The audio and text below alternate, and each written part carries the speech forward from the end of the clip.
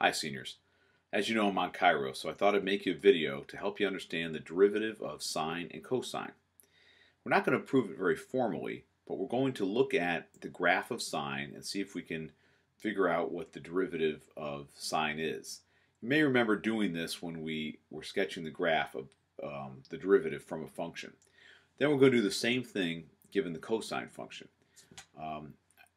After that, you'll have some exercises to do tomorrow in class, so I hope this helps. Let's start out by taking a look at the graph of sine. Now I'm going to go through the function and see if I can graph its slope, which of course would be the derivative. We'll do that in green, so we want to look at what y prime is going to be. Well, you'll probably recall from when we sketched derivatives that anywhere I have a minimum or a maximum, I can expect that the tangent line's slope will be 0. So I can mark that on the graph.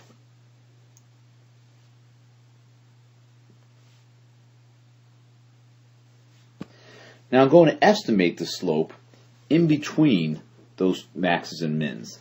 The easiest one is probably at x equals 0. Here I can see that the slope is 1. Now the graph's not quite so easy to estimate the slope of in other places, but if you look carefully you can see here it will be at -1 as I'm decreasing. And then here over at x equals -pi, I would be at -1 again.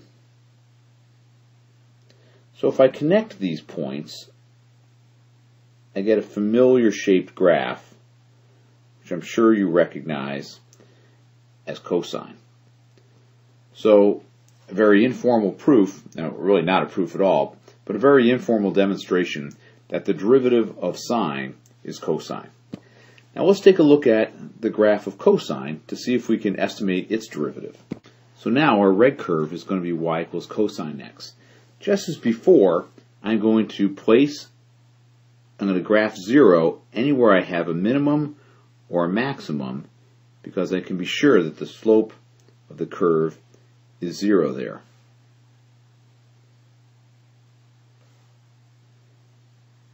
Then, in between those places, I'm going to estimate the slope of the curve. Well, right here at, looks like almost -2, that slope is about +1.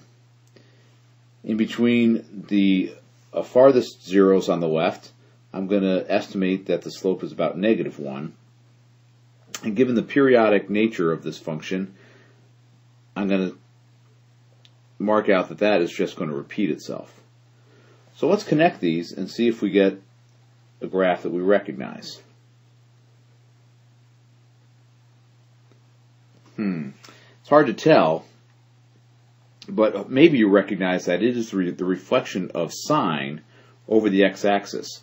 So the derivative of cosine is going to be minus sine, or negative sine. Make sure you have both of those, the derivative of sine and the derivative of cosine, in your sheet with all your other rules, because these will be important ones for us. Okay, good luck.